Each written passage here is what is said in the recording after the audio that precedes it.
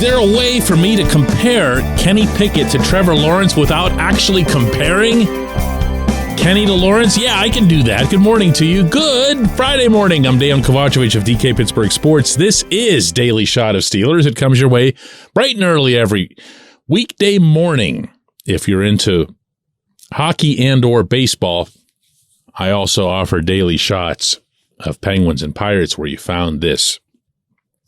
There are not really that many similarities. Both are quarterbacks.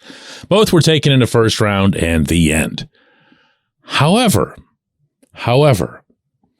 if you rewind a little bit and look at the reaction of the football world to Lawrence's performance as a rookie in Jacksonville, and you're being honest about it, you'll recall that not all of it was aimed at the Jaguars just being the Jaguars. A lot of it was at Lawrence. Yeah, and there was a whole bunch about a certain head coach there as well. But there became, over the course of Lawrence's rookie season, a skepticism that he was going to be an NFL quarterback. Maybe he'd be getting ruined by the franchise, but the doubts were there.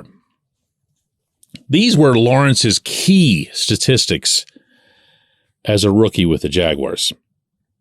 36-41 in passing yards, 3,641.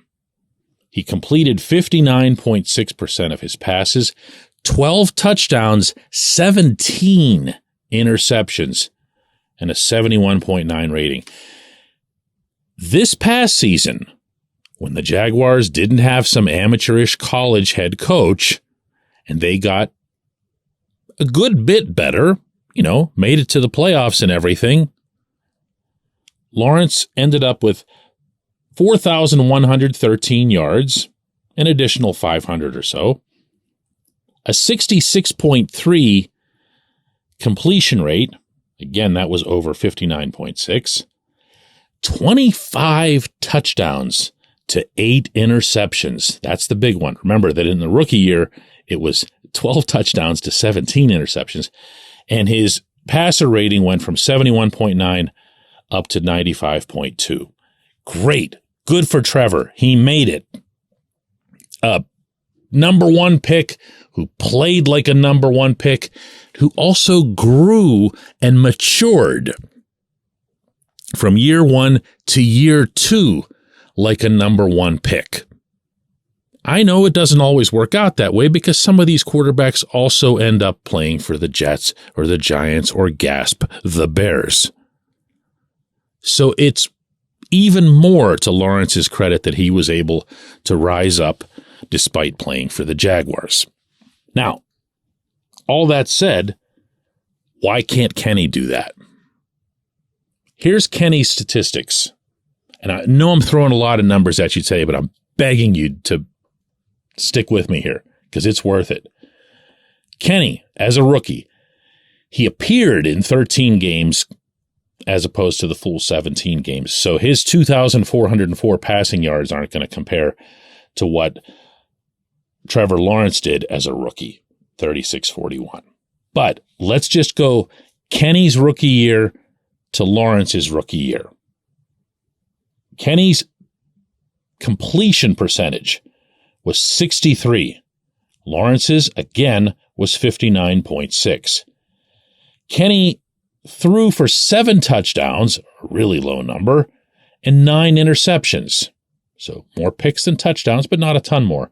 Lawrence, again, 12 touchdowns, 17 picks. Kenny's passer rating as a rookie, 76.7. Lawrence's, 71.9.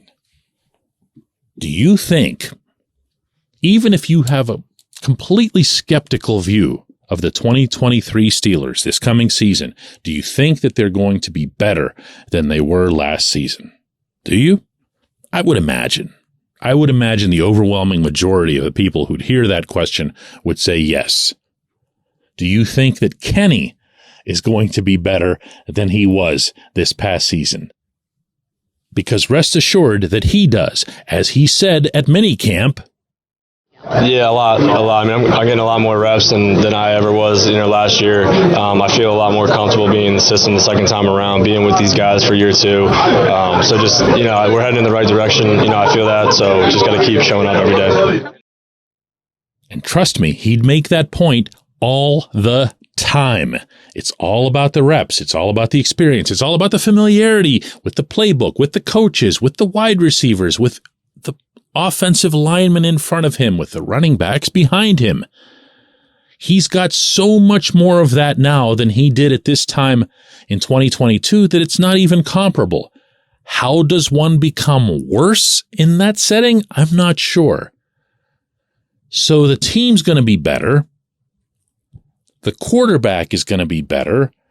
And the ascent that Lawrence made year over year, as you heard statistically, wasn't super overwhelming. What happened was he just became a better, smarter, more complete quarterback. So can Kenny do what Lawrence did? Yeah, he can. He can, including the playoff appearance. When we come back, J1Q. Luxembourg, Garbett, Kelly, and George. LGKG is a personal injury law firm in Western Pennsylvania that represents people hurt in car accidents or who need help with workers' comp or medical malpractice.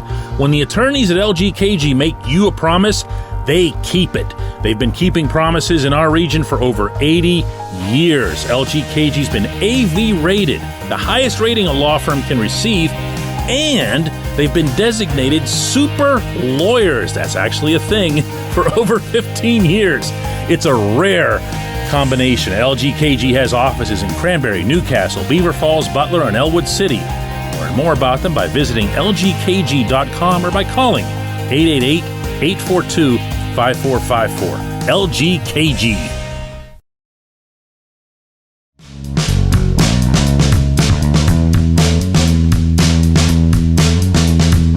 Today's J1Q comes from Buzz, who responds, as a lot of you did, to a portion of yesterday's show where I was really just trying to clarify that I don't get into a whole lot of hot takes here. I prefer to keep things straight. I cover the team as a reporter. I've covered all the games, home and road, for a long, long time. I'm at the practices. I'm in the locker room. So I just try to keep things real. I don't get all TMZ on anything. And Buzz says, DK, that's why we listen here, to get the facts, not opinions. The Steelers do need to improve at punting, because if Matt Canada's offense doesn't get better, the Steelers will be using it a lot. Okay, fair point about the punting, which was the main thrust of yesterday's show. But there's something that you said there that pushed a button with me, and I'm going to bring it up lovingly, of course. You said that's why we listen here, to get the facts, not opinions. My man, Buzz, I'm doing opinions nonstop on this show, but there is a difference between hot takes and opinions. A hot take is Jack Lambert is the greatest linebacker who ever lived, okay? All you're doing when you say that, even if it's completely true, even if you happen to believe that, all you're doing is you're just lighting the fire for an argument. You're not actually having, some kind of discussion about a real thing related to the football team, whether that's past, current, or future.